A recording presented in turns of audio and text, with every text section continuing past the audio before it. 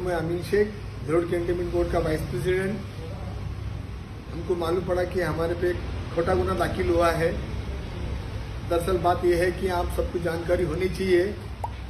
कल किसी ने हमको फ़ोन पे ये बताया कि वहाँ पर कब्रिस्तान में हाजी अरफत के लोग कुछ दरगाह का काम कर रहे हैं। ये मालूम पड़ने के बाद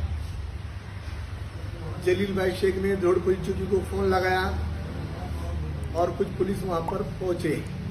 जैसे पहुँचे तो मैं और जलील शेख वहाँ पर पहुँचे। पहुँचने के बाद मौलाना से हमने बात किया, आपको यहाँ पर ध्यान रखने को कहा गया, आपका ध्यान नहीं है, ये जलील भाई शेख ने इतना ही बोला। वहाँ से हम निकले। निकलने के बाद पुलिस साथ में थी हमारे। वहाँ से निकलने के बाद हम भी निकले, पुलिस भी निकले। हम अपने घर पे चले आए। रात को मालूम पड़ा हाजी अरफत शेख के कुछ लोग, जैसे कि फरद अतार और एक अतार उसका चमचा, ये दो मौलाना को लेके गए, उसकी औरत को लेके गए पुलिस चौकी में। कंप्लेंट किया कि हमको पुलिस ने मारा और अमीन शेख ने मारा, जलील शेख ने मारा जी, झूठी कंप्लेंट किया। और ऊपर से दबाव डालने के लिए अबू आजमी जो आमदार है समाजवादी पार्टी है, उनका पुलिस चौकी में फोन आया। और उसके बाद रात को मालूम पड़ा कि हमारे पे गुनाह दाखिल हुआ है। तमाम जनता को, तमाम मुसलमान भाइयों को मैं ये बोलना चाहता हूँ, ये हाजी अरफत एक नासूर बन गया है धरोड़ के लिए। मैं उसको बोलना चाहता हूँ, हाजी अरफत तू अपनी बाप की एक औलाद है, एक बाप की औलाद है। तू दरगाह को बनाना, कुछ भी बना, जगह लेके बना, हमारे कब्रिस्तान को बना नहीं सकता और अभी तो 1 इंच भी बना नहीं सकता। हम जल्दी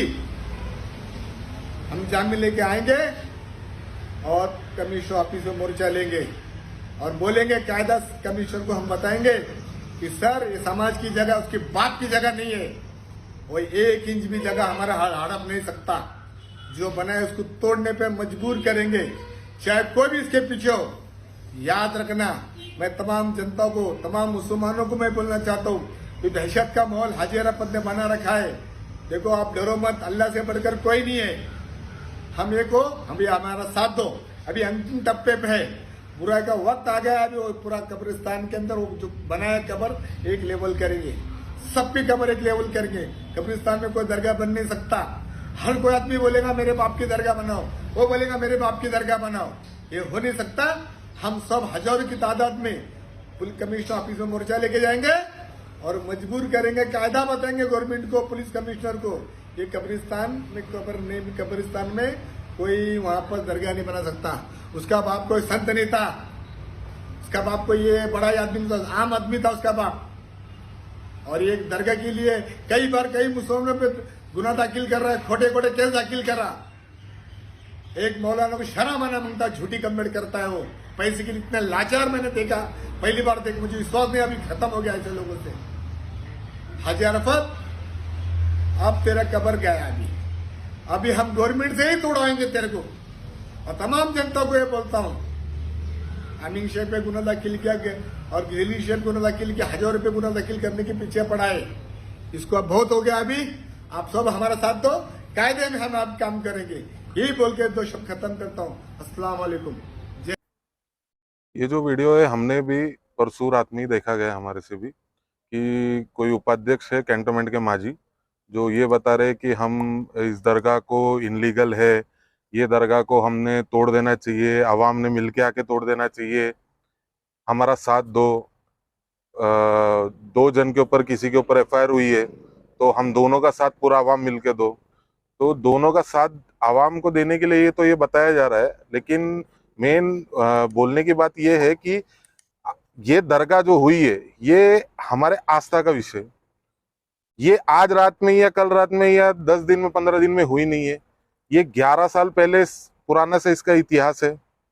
और जिनके वालिद की ये दरगाह है, वो इस चीज को दरगाह के हिसाब से देखते ही नहीं है। ये तो वो ये सोचते हैं कि ये मेरे पिताजी का घर है, कि हर शनिवार रविवार अपना आना, यहाँ अब्बा के साथ बैठना, अपना टाइम बिताना, उनसे बातें करना, अपना ये सब करके संडे के दिन में अपना शाम को आराम से चले जाना।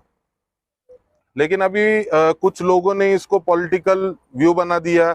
जो 2 जन के ऊपर जिनके ऊपर एफआईआर हुई उनमें से एक जो थे सुपरिटेंडेंट साहब, उनका तो ऐसा था कि आज तो वो उस साइड में जाके बोल रहे हैं ये दरगाह गलत है, ये है वो है, लेकिन 11 साल पुरानी मेरे पास में बहुत सी इनके फोटोज हैं, वीडियोज हैं, जो खुद ही या दरगाह पे आते थे, खुद ही सलाह मशवरा बातचीत कैसे बनाना है, क्या करना है, कौन सा मार्बल लगेगा, क्या लगेगा, अपने को ये सब बनवा के लेना है, दरगाह के रोड ऐसी होनी चाहिए, लाइटें ऐसी होनी चाहिए, ये कब्रस्तान है, ये कब्रस्तान जो है ये आज रात को हुआ नहीं, पहले से कब्रस्तान था, यहाँ पे आप रोड बनवा के दो, आप यहाँ पे ये करवा के दो, आप ये वो करवा के दो।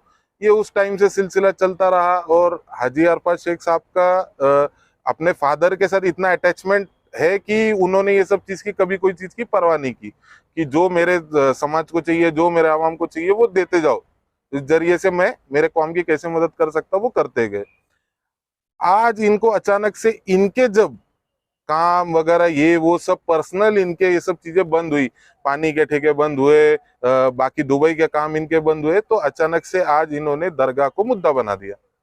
जब इन्होंने दरगाह को मुद्दा बना दिया, इनको आवाम जब 40 साल का 50 साल का हिसाब पूछने आती जामा मस्जिद का, तो ये दरगाह की तरफ उनको भटका देते कि दरगाह देखो ऐसी हो गई, हाजी अरफात ये कर रहा, हाजी अरफात वो कर रहा। यहाँ पे कभी भी आज सलामती पीर साहब के हजारों में नहीं लाखों में फॉलोअर्स है, लेकिन कोई किसी को जबरदस्ती यहाँ लाया नहीं जाता है कि भाई जबरदस्त, कोई इसमें चंदे का धंधा नहीं है कि भाई तुम ये पैसा भेज दो, तुम वो पैसा भेज दो, दरगाह का ये करना है करना नहीं। जो भी है वो अपने तरफ से खुशी से हाजी अरफात शेख साहब अपनी ट्रस्ट से करते हैं कि अच्छा सिर्फ ये दरगाह का यही नहीं, जैसे कि आज रमजान में हो बेवाओं को उनका किट पहुंचाना हो, कोरोना में ट्रक भर भर के राशन पहुंचाना हो, हर चीज जो गुप्त तरीके से की जाती। जैसे आज मैं खुद एक सिख समाज से बिलोंग करता हूं और मैं गए 7 से 8 सालों से इस जगह से जुड़ा हूं, सलामती पीर साहब की दरगाह पे आता हूं, ये बैठते हैं, कुछ दो भी दुआएं सब यहाँ जल्दी से जल्दी मेरी कबूल होती, तो हम लोग आस्था के विषय से हम लोग यहाँ आए जाते।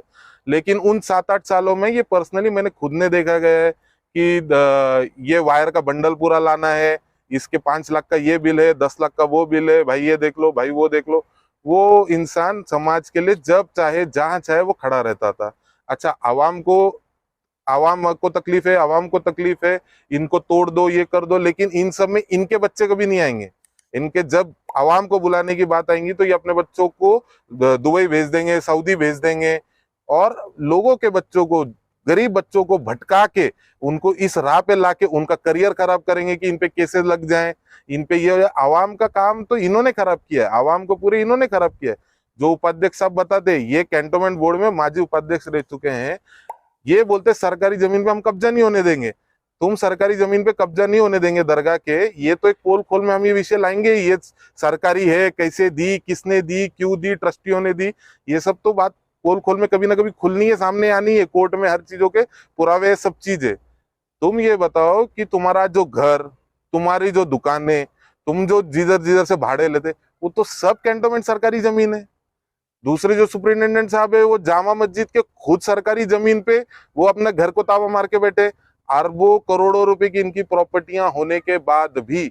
और आज आवाम को पूरे इनके इतिहास में कोई आवाम को इन्होंने कोई सीधे तरीके से काम नहीं किया है। जिसको देखो उसको फंसाने का, इसको ये केस में फंसो, उसको वो केस में फंसो। आज इनको ये तकलीफ हो रही कि हम फंस गए, क्योंकि अब इनके पास कोई पब्लिक है नहीं, कोई गफ्फूर नहीं, कोई पप्पूर नहीं, कोई सलीम नहीं, कोई जावेद नहीं, तो ये खुद फंसते जा रहे। अच्छा आप ये बताएंगे कि मौलाना गलत था, मौलाना ऐसा किया। मौलाना 5 वक्त का नमाजी आदमी, लोगों को नमाज अदा करवाता, अल्लाह के सबसे करीब रहने वाला आदमी, वो झूठा। और इनके रिकॉर्ड तुम आप लोग देख लो कि इनके रिकॉर्ड में आप मान लेंगे कि ये क्रिमिनल बैकग्राउंड इनका पूरा, कि ये रॉबरी केसेस में, ये फलाने केसेस में, ये वो केसेस में, कोई प्रॉपर्टी की ईओडी की इंक्वायरी में, लेकिन ये सब ये सच्चे हो जाते और आवाम को मौलाना झूठा बताते। कहीं भी आना है, कहीं भी अपनी दादागिरी करना है, ये तो इनकी चलती थी कि चलो समाज था, आवाम थी, सुनती थी, पहले इनको पता नहीं था। अब दिक्कत ये हो गई, आवाम भी होशियार हो गई, उनको भी सही गलत समझ में आने लग गया। अच्छा सही गलत समझ में आने लग गया, हाजी अरफात शेख की वजह से नहीं समझ में आ रहा, ये तो आवाम को खुद दिख गया ना कौन सही है और कौन गलत है।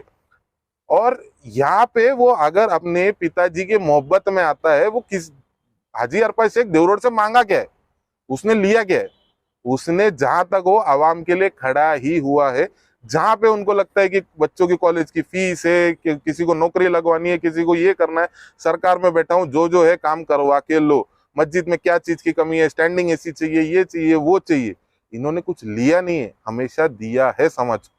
अच्छा, मुझे एक सवाल पूछना है कि जैसे बोला जाता है कि भाई इस जमीन के लिए जो कमेटी थी, कमेटी से बाकायदा लिखा पड़ी हुई है, बाकायदा इसके पेपर बने हैं, और इस जमीन के बदौलत ये जो पौना गुंठा जगह शायद दिख रही है, पौना गुंठा जगह के बदौलत दुगनी यानी 2 गुंठा जगह शायद ये ईदगाह कमेटी को दी गई है।